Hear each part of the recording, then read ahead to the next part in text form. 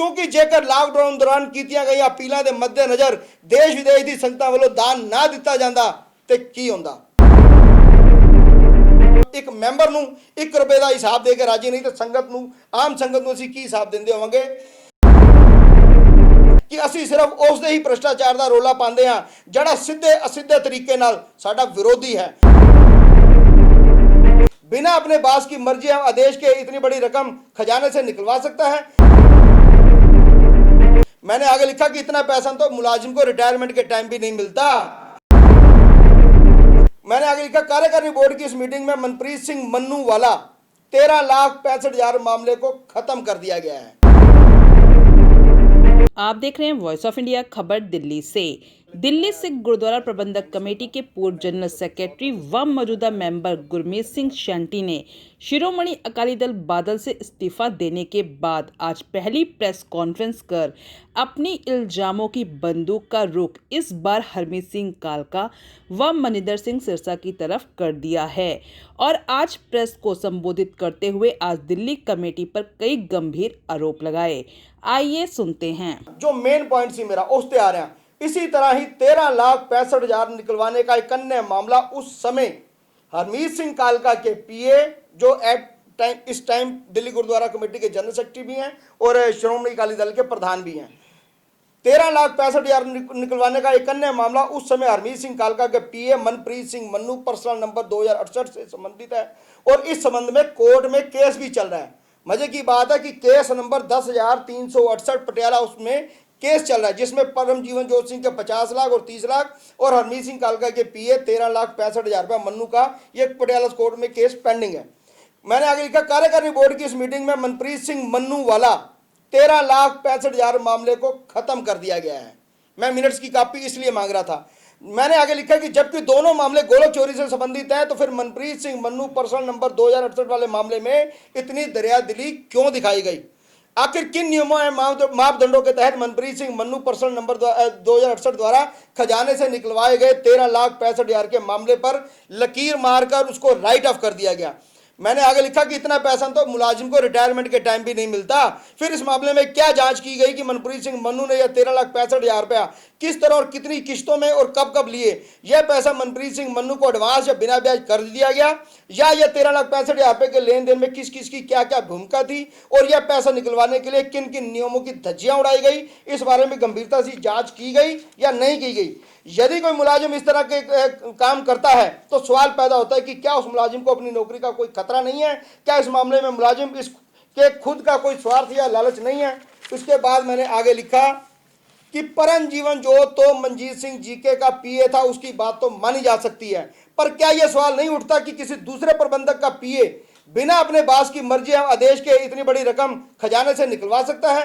मनप्रीत सिंह मन्नू जिसके बारे में आप कह रहे हैं कि यह पैसा भी मंजीत सिंह जीके को दे दिया गया तो मुझे लगा कि ऐसा कैसा हो सकता है कि एक दूसरे प्रबंधक का पीए वो पैसा भी अपने दूसरे प्रबंधक को जाके दे दे। ये मेरी समझ से बाहर है। इस मामले पर लकीर फेरकर आपने इस सारे मामले को शक के घेरे में ला दिया है। ये मैंने उसमें क्वेश्चन पूछा था। फिर मैंने आगे लिखा कि यदि 13,65,000 वाला मामला खत्म कर दिया गया तो इस तरह से एक नई पिरत पड़ जाएगी, नई आदत पड़ जाएगी कि कोई भी प्रधान या प्रबंधक सिर्फ फोन करके ही गोलक में से लाखों रुपए निकलवा सकता है और फिर उसी तरह लाखों रुपए पर लकीर फेर सकता है जिस तरह आपने 13,65,000 पर लकीर फेरी। कितनी दुर्वरतो मौजूदा समय भी हो रही है पर नाल ही इस गल की बड़ी हैरानी है कि भ्रष्टाचार ਨੂੰ ਵੇਖਣ ਲਈ ਤੁਹਾਡੇ पैमाने अपने ਲਈ ਹੋਰ ਤੇ ਦੂਸਰਿਆਂ ਲਈ ਵੱਖਰੇ ਹਨ। ਮੈਨੂੰ ਮਹਿਸੂਸ ਹੋ ਰਿਹਾ ਹੈ ਕਿ ਅਸੀਂ ਸਿਰਫ ਉਸ ਦੇ ਹੀ ਭ੍ਰਸ਼ਟਾਚਾਰ ਦਾ ਰੋਲਾ ਪਾਉਂਦੇ ਹਾਂ ਜਿਹੜਾ ਸਿੱਧੇ ਅਸਿੱਧੇ ਤਰੀਕੇ ਨਾਲ ਸਾਡਾ ਵਿਰੋਧੀ ਹੈ ਪਰ ਜਿਹੜਾ ਸਾਡਾ ਆਪਣਾ ਹੈ ਉਸ ਦੇ ਭ੍ਰਸ਼ਟਾਚਾਰ ਤੋਂ ਅਸੀਂ ਪਾਸਾ ਵੱਟ ਕੇ ਬੈਠ ਜਾਂਦੇ ਹਾਂ। ਅੱਗੇ मैंने लिखा कि सोशल मीडिया ਤੇ ਸਟੇਜਾਂ ਤੇ ਉਹੀ ਗੱਲ ਜੋ ਮੈਂ ਹੁਣੇ ਦੱਸੀ ਕਿ ਅਸੀਂ ਦਾਅਵੇ ਬੜੇ ਕਰਦੇ ਹਾਂ ਲੇਕਿਨ ਅਸੀਂ ਕਿਸੇ ਮਤਲਬ ਇੱਕ ਮੈਂਬਰ ਨੂੰ 1 ਰੁਪਏ ਦਾ ਹਿਸਾਬ ਦੇ ਕੇ ਰਾਜੀ ਨਹੀਂ ਤੇ ਸੰਗਤ ਨੂੰ ਆਮ ਸੰਗਤ ਨੂੰ ਅਸੀਂ ਕੀ ਹਿਸਾਬ ਦਿੰਦੇ ਹੋਵਾਂਗੇ। ਮੈਂ ਅੱਗੇ ਲਿਖਿਆ ਕਿ ਕਿੰਨੀ ਹੈਰਾਨੀ ਦੀ ਗੱਲ ਹੈ ਕਿ ਆਪਣੇ ਬਣਾਏ ਹੋਏ ਨਿਯਮਾਂ ਦਾ ਕਿ 5 ਸਾਲ ਤੋਂ ਪਹਿਲੇ ਉਹਨੂੰ ਤਰੱਕੀ ਨਹੀਂ ਦਿੱਤੀ ਜਾ ਸਕਦੀ, ਜਿਹਦੀ ਸਰਵਿਸ ਇੰਨੀ ਪੁਰਾਣੀ ਨਾ ਉਹਨੂੰ ਮਕਾਨ ਨਹੀਂ ਦਿੱਤਾ ਜਾ ਸਕਦਾ, ਅਸੀਂ ਉਹਨਾਂ ਨਿਯਮਾਂ ਦੀ ਧੱਜੀਆਂ ਉਡਾ ਰਹੇ ਹਾਂ। ਇਹ ਸਾਰੀ ਗੱਲਾਂ ਹੁਣ ਮੈਂ ਪ੍ਰਬੰਧ ਤੇ ਆ ਗਿਆ। ਭ੍ਰਸ਼ਟਾਚਾਰ ਤੋਂ ਬਾਅਦ ਗੋਲਕ ਦੀ ਦੁਰਵਰਤੋਂ ਤੋਂ ਬਾਅਦ ਕਿ ਪ੍ਰਬੰਧ ਅਸੀਂ ਕੀ ਚਲਾ ਰਹੇ ਹਾਂ।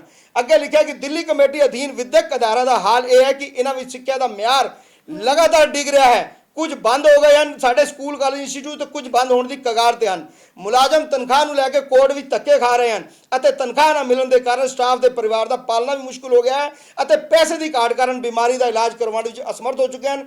ਇਸੇ ਕਾਰਨ ਜਿਹੜੇ ਪਿੱਛੇ ਡੈਥ ਕੇਸ ਹੋਏ ਨੇ, ਕੁਝ ਸਟਾਫ ਟੀਚਰਸ ਦੀ ਮੌਤ ਵੀ ਹੋ ਗਈ ਹੈ, ਪਰ ਕਮੇਟੀ ਪ੍ਰਬੰਧਕ ਇਸ ਮਾਮਲੇ ਵਿੱਚ ਬਿਲਕੁਲ ਵੀ ਤਵੱਜੋ ਨਹੀਂ ਦੇ ਰਹੇ। ਇਸ ਬਾਰੇ ਗੰਭੀਰਤਾ ਨਾਲ ਸਾਡੇ ਕੋਲ ਨਾ ਕੋਈ ਰੋਡ ਮੈਪ ਹੈ ਅਤੇ ਨਾ ਕੋਈ ਸੋਚ ਹੈ, ਕਿਉਂਕਿ ਅਸੀਂ ਤਾਂ ਸੋਸ਼ਲ ਮੀਡੀਆ ਤੇ ਛਾਣਾ ਹੈ। ਅਸੀਂ ਤਾਂ ਰੋਜ਼ ਨਵੀਂ ਇਹੋ ਜਿਹੀ ਗੱਲ ਕਰਨੀ ਹੈ ਜਿਸ ਦੇ ਨਾਲ ਸਾਨੂੰ ਵਾਹਵਾਹੀ ਮਿਲੇ, ਜਿਸ ਨੂੰ ਸਾਡੇ ਅਕਸ ਨੂੰ ਚਮਕਾਉਣ ਦੇ ਵਿੱਚ ਮਦਦ ਮਿਲੇ। ਅੱਗੇ ਮੈਂ ਲਿਖਿਆ ਕਿ ਹਾਲਾਤ ਇੰਨੇ ਮਾੜੇ ਹੋ ਗਏ ਹਨ ਕਿ ਅਸੀਂ ਕਾਲਜਾਂ ਅਤੇ ਏਡਿਡ ਸਕੂਲਾਂ ਦਾ 5% ਸਿਰਫ 5% ਜਿਹਦੇ 95% ਗਵਰਨਮੈਂਟ ਦਿੰਦੀ ਹੈ, ਗਵਰਨਮੈਂਟ ਵੱਲੋਂ ਐਡ ਦਿੱਤੀ ਜਾਂਦੀ ਹੈ। ਜਿਹੜੇ ਗਵਰਨਮੈਂਟ ਐਡਿਡ 5.5-6 ਸਕੂਲ ਨੇ, ਦੇਵਨਗਰ ਵਿੱਚ 2 ਸਕੂਲ ਨੇ, ਮਾਤਾ ਸੁੰਦਰੀ ਸਕੂਲ ਹੈਗਾ, ਚਾਂਦਨੀ ਚੌਕ ਦੇ ਵਿੱਚ ਇੱਕ ਸਕੂਲ ਹੈ, ਇੱਕ ਸੁੱਖੋ ਖਾਲਸਾ ਸਕੂਲ ਹੈ। ਇਹਨਾਂ ਸਕੂਲਾਂ ਦੇ ਵਿੱਚ ਤੁਸੀਂ ਯਕੀਨ ਜਾਣੋ ਅਪ੍ਰੈਲ ਤੋਂ 95% ਸੈਲਰੀ ਮਿਲ ਰਹੀ ਹੈ। ਟੀਚਰ 5% ਆਪਣੀ ਜੇਬ ਤੋਂ ਬੈਂਕ ਵਿੱਚ ਜਮ੍ਹਾਂ ਕਰਾ ਕੇ ਉਸ ਦੇ ਬਾਅਦ 100% ਉਹਦੇ ਚ ਮਤਲਬ ਇਹ ਰਿਲੀਜ਼ ਹੁੰਦਾ ਹੈ। ਕਿੰਨੇ ਅਫਸੋਸ ਦੀ ਗੱਲ ਹੈ ਕਿ ਅਸੀਂ 5% ਵੀ ਨਹੀਂ ਦੇ ਪਾ ਰਹੇ। ਅੱਗੇ ਮੈਂ ਲਿਖਿਆ ਕਿ ਮੈਨੂੰ ਸਮਝ ਨਹੀਂ ਆ ਰਿਹਾ ਕਿ ਇਸ ਲਾਕਡਾਊਨ ਨੂੰ ਗੁਰਦੁਆਰਾ ਕਮੇਟੀ ਦੇ ਮੁਲਾਜ਼ਮਾਂ ਲਈ ਅੱਛਾ ਸਮਝਿਆ ਜਾਂ ਮਾੜਾ। ਮੈਂ ਉਸ ਦੇ ਵਿੱਚ ਮੈਂ ਕਿਹਾ ਮੈਨੂੰ ਸਮਝ ਨਹੀਂ ਆ ਰਿਹਾ, ਕਿਉਂਕਿ ਜੇਕਰ ਲਾਕਡਾਊਨ ਦੌਰਾਨ ਕੀਤੀਆਂ ਗਈਆਂ ਅਪੀਲਾਂ ਦੇ ਮੱਦੇਨਜ਼ਰ ਦੇਸ਼ ਵਿਦੇਸ਼ ਦੀ ਸੰਗਤਾਂ ਵੱਲੋਂ ਦਾਨ ਨਾ ਦਿੱਤਾ ਜਾਂਦਾ ਤੇ ਕੀ ਹੁੰਦਾ। ਅੱਗੇ ਅਸੀਂ ਲਿਖਿਆ ਕਿ ਅਸੀਂ ਇਹਨਾਂ ਮੁਲਾਜ਼ਮਾਂ ਦਾ ਢਿੱਡ ਤੇ ਨਹੀਂ ਭਰ ਪਾ ਰਹੇ, ਪਰੰਤੂ ਫੋਕੀ ਸ਼ੋਹਰਤ ਲਈ ਲੰਗਰ ਅਨਵੀਲ ਚਲਾ ਕੇ ਸੋਸ਼ਲ ਮੀਡੀਆ ਅਤੇ ਨਿੱਜੀ ਚੈਨਲ ਐਨਡੀ ਤੇ ਆਪਣੀ ਸੇਵਾ ਦੇ ਸੋਲੇ ਪੜ ਰਹੇ ਹਾਂ। ਫਿਰ ਅੱਗੇ ਲਿਖਿਆ ਇਸ ਲਈ ਗੁਰੂ ਘਰ ਦੀ ਮਰਿਆਦਾ ਨੂੰ ਛਿੱਕੇ ਤੇ ਟੰਗਣ ਵਿੱਚ ਵੀ ਗੁਰੇਜ਼ ਨਹੀਂ ਕਰ ਰਹੇ। ਲਾਸਟ ਵਿੱਚ ਆ ਗਿਆ ਕਿ ਤਿਆਰ ਕੀਤੇ ਹੋਏ ਲੰਗਰ ਦੇ ਨਾਲ ਸਿਰਫ ਫੋਟੋ ਖਿਚਵਾਉਣਾ ਅਤੇ ਗੁਰੂ ਘਰ ਦੀਆਂ ਸਟੇਜਾਂ ਤੇ ਮਾਈਕ ਫੜ ਕੇ ਬੋਲਣ ਨੂੰ ਸੇਵਾ ਦਾ ਦਰਜਾ ਪ੍ਰਾਪਤ ਨਹੀਂ ਹੁੰਦਾ। ਤਿੰਨ ਪਾਰਟੀਆਂ ਹੈਗੀਆਂ ਨੇ ਮੇਨ, ਤਿੰਨੋਂ ਪਾਰਟੀ ਤੁਸੀਂ ਇਲਜ਼ਾਮ ਲਗਾ ਚੁੱਕੇ ਹੋ। ਸਰਨਾ ਪਾਰਟੀ ਤੁਸੀਂ ਬਾਲਾ ਹਸਪਤਾਲ ਇਲਜ਼ਾਮ ਲਗਾਇਆ ਸੀ, ਜੀਕੇ ਦਾ ਇਲਜ਼ਾਮ ਲਗਾਇਆ ਹੋਇਆ, ਤੇ ਹੁਣ ਜਿਹੜੀ ਪਾਰਟੀ ਤੁਸੀਂ ਹੈਗੀ ਇਸ ਇਲਜ਼ਾਮ ਲਗਾਤਾ। ਇਹ ਪਾਰਟੀ ਬੱਚੀ ਕਿਹੜੀ ਹੈ? ਦੇਖੋ ਗੱਲ ਪਤਾ ਕਿ ਉਹਨਾਂ ਨੇ ਸਵਾਲ ਪਾਰਟੀ ਦਾ ਪੁੱਛਿਆ ਤੇ ਮੈਂ ਤਦ ਗੱਲ ਕੀਤੀ। ਪਾਰਟੀ ਕੱਲ ਕੋਈ ਹੋਰ ਨਵੀਂ ਬਣਾ ਕੇ ਆ ਜਾਏਗਾ, ਮੈਂ ਉਸ ਗੱਲ ਦੀ ਗਹਿਰਾਈ 'ਚ ਨਹੀਂ ਜਾਂਦਾ। ਮੈਂ ਉਸ ਗੱਲ ਦੀ ਕਦੋਂ ਆਣਗੇ ਕਦੋਂ ਹੋਏਗਾ, ਮੈਂ ਤਾਂ ਪਹਿਲਾਂ ਇੰਡੀਪੈਂਡੈਂਟ ਲੜ ਚੁੱਕਾ, ਮੈਨੂੰ ਇਸ ਗੱਲ ਦੀ ਕੋਈ ਟੈਨਸ਼ਨ ਨਹੀਂ ਹੈਗੀ।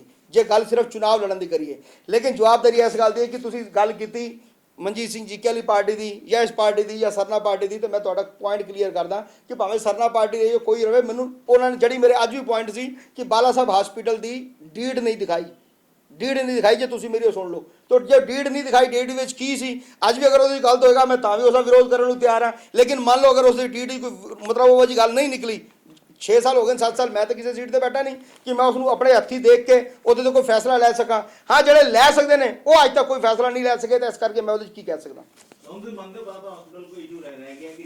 ਪਰ ਜੋ ਹਾਲ ਫਿਲਹਾਲ ਚੱਲ ਰਿਹਾ, ਜਿਹੜੇ ਪ੍ਰਬੰਧਕ ਬੈਠੇ ਨੇ ਬਿਹਤਰ ਜਵਾਬ ਦੇ ਸਕਦੇ ਨੇ ਮੇਰੇ ਹਿਸਾਬ ਨਾਲ ਕਿ ਬਾਲਾ ਸਾਹਿਬ ਹਸਪਤਾਲ ਦਾ, ਔਰ ਬਾਕੀ ਜਵਾਬ ਤੇ ਸੰਗਤ ਦੇਗੀ ਆਉਣ ਵਾਲੇ ਟਾਈਮ ਵਿੱਚ ਕਿ ਬਾਲਾ ਸਾਹਿਬ ਦਾ ਕੋਈ ਇਸ਼ੂ ਹੈ ਜਾਂ ਨਹੀਂ ਹੈ।